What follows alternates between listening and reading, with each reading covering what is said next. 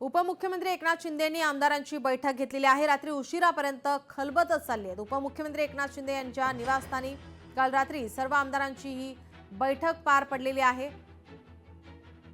शिवसेनेच्या सर्व आमदारांशी 1 to 1 संवाद उपमुख्यमंत्री एकनाथ शिंदे यांनी केलेला आहे। विकास कामात कुठेही अडथळा येणार नाही अशी ग्वाही या ठिकाणी उपमुख्यमंत्र्यांनी आमदारांना दिली आहे। तर सगळ्यात महत्त्वाचं म्हणजे विकास कामांसाठी निधी कुठेही कमी पडणार नाही यावर देखील चर्चा झालेली आहे। ठाकरेंच्या शिवसेनेला टीकेतून नाही तर कामातून उत्तर द्या असंही यावेळी त्यांनी सांगितलंय।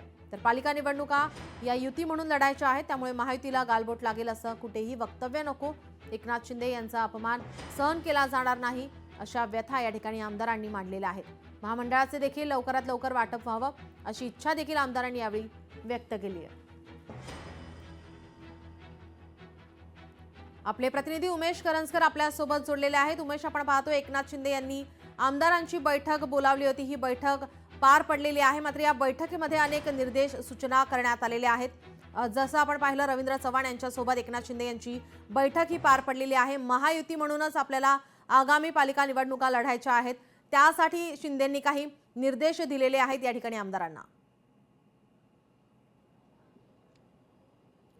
नक्कीच, कारण काल रात्री उशिरापर्यंत उपमुख्यमंत्री एकनाथ शिंदे यांनी आपल्या सर्व आमदार असतील, मंत्री असतील यांच्यासोबत चर्चा केली। 1 to 1 डायलॉग केलेला आपल्याला पाहायला मिळतोय। होऊ घातलेल्या स्थानिक स्वराज्य संस्था आणि खास करून महानगरपालिकेच्या निवडणुका याबाबत सूचना ज्या आहेत त्या उपमुख्यमंत्री एकनाथ शिंदे यांनी केल्या होत्या। रवींद्र चव्हाण यांच्यासोबत जी बैठक झाली त्या बैठकीनंतर ठाणे असेल, पुणे, पिंपरी यासोबतच कल्याण, डोंबिवली या इकडच्या ज्या महानगरपालिका आहेत, या महत्त्वाच्या महानगरपालिका, याबाबत महायुती म्हणूनच आपल्याला लढायचं आहे अशा प्रकारचे सूचना ज्या आहेत त्या सगळ्या आपल्या आमदारांना, मंत्र्यांना त्यांनी केलेल्याच आहेत। यासोबतच वेळोवेळी जे आमदार आहेत त्यांचा निधी वाटपाबाबतचा मुद्दा सातत्याने एकनाथ शिंदे यांच्या कानावर ते टाकत होते। निधी मिळत नाहीये किंवा निधी जो मागितला जातो त्यापेक्षा कमी निधी मिळतो अशा प्रकारच्या सातत्याने तक्रारी होत्या। त्या तक्रारीची दखल देखील एकनाथ शिंदे या बैठकीत घेतली आणि विकास कामांसाठी कुठलाही निधी कमी पडणार नाही अशा बाबतचं आश्वासनही दिलं। गेले 2 दिवस उद्धव ठाकरे जे आहेत ते विधान परिषदेच्या कामकाजाच्या निमित्ताने अधिवेशनात आले होते, मात्र ह्या अधिवेशनाला येताना 2 वेळा त्यांनी पत्रकार परिषद घेतली आणि एकनाथ शिंदे यांच्यावरती जहरी टीका केली होती आणि यावरतीच सर्व आमदारांनी नाराजी जी आहे एकनाथ शिंदे यांच्यावर व्यक्त केली आणि अशा प्रकारची जर खालच्या पातळीची टीका एकनाथ शिंदेवर केली जाणार नाही तर केली गेली तर अशा तेवढ्याच तिखट प्रतिक्रिया देखील उद्धव ठाकरे आणि त्यांच्या पक्षाला दिल्या जातील अशा प्रकारची चर्चा देखील या बैठकीत झालेली आपल्याला पाहायला मिळते। एकूणच काय तर या बैठकीत अत्यंत महत्त्वपूर्ण चर्चा झाली।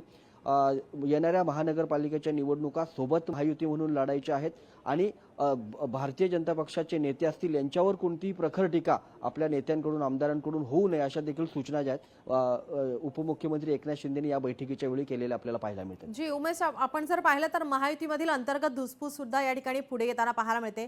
गणेश नाईक आणि एकनाथ शिंदे यांचे कार्यकर्ते असतील, यांच्यामध्ये सुद्धा जे समर्थक आहे यांच्यामध्ये सुद्धा या ठिकाणी कुठेतरी कोल्ड वॉर आपल्याला पाहायला मिळत होतं। या संदर्भात एकनाथ शिंदे यांनी काही निर्देश दिलेत का? नीलम, फक्तच नवी मुंबई नाही तर मुंबई असेल, कल्याण, डोंबिवली असेल, या ठिकाणी सातत्याने ह्या ज्या निवडणुका झाल्या त्या निवडणुकांमध्ये सातत्याने या सगळ्या इकडच्या कार्यकर्ते भाजपचे असतील किंवा शिवसेना असतील यांच्यामध्ये तक्रारी, भांडणं, एकमेकांवरती आरोप हे सातत्याने पाहायला मिळालं होतं आणि तेच येणाऱ्या महानगरपालिकेच्या निवडणुकांमध्ये नसावं म्हणूनच या सगळ्यात आधी उपमुख्यमंत्री एकनाथ शिंदे यांनी अमित शहांची भेट घेतली आणि त्यानंतर रवींद्र चव्हाण एकनाथ शिंदे यांना भेटायला आले आणि ह्या सगळ्यावरती कसा पडदा टाकता येईल याबाबतची या बैठकांमध्ये चर्चा झाली आणि याच चर्चाचा सारांश जो आहे तो काल झालेल्या आमदारांच्या बैठकीमध्ये एकनाथ शिंदे यांनी आपल्या सर्व आमदारांना दिला। महायुती म्हणून निवडणुका लढाव्यात आणि जिथे एखाद्या वेळेस लढणं शक्य नसेल किंवा सोबत जाणं शक्य नसेल तिथे एकमेकांवरती तिखट प्रतिक्रिया करू नये, मैत्रीपूर्ण लढाई होऊ शकते का असं देखील सगळ्या चाचपणी जी आहे या बैठकीतून करण्यात आली। त्यामुळे एकमेकांच्या विरोधात सत्तेतच असताना ते दिसू नये असा सगळा यासाठी जे प्रयत्न आहेत या बैठकीतून करण्यात आलेले आपल्याला पाहायला मिळते। त्यामुळे भाजपही या सगळ्या संदर्भात ज्या सूचना ज्या आहेत भाजपचे ज्येष्ठ नेते ते आपल्या कार्यकर्त्यांना, नेत्यांना देत आहेत, त्याच प्रकारच्या सूचना एकनाथ शिंदे यांनी आपल्या आमदारांना आणि नेत्यांना दिलेल्या आहेत। जी धन्यवाद उमेश, आपण दिलेल्या सविस्तर माहितीसाठी। लोकशाही मराठी ऐका, पहा, जागरूक रहा।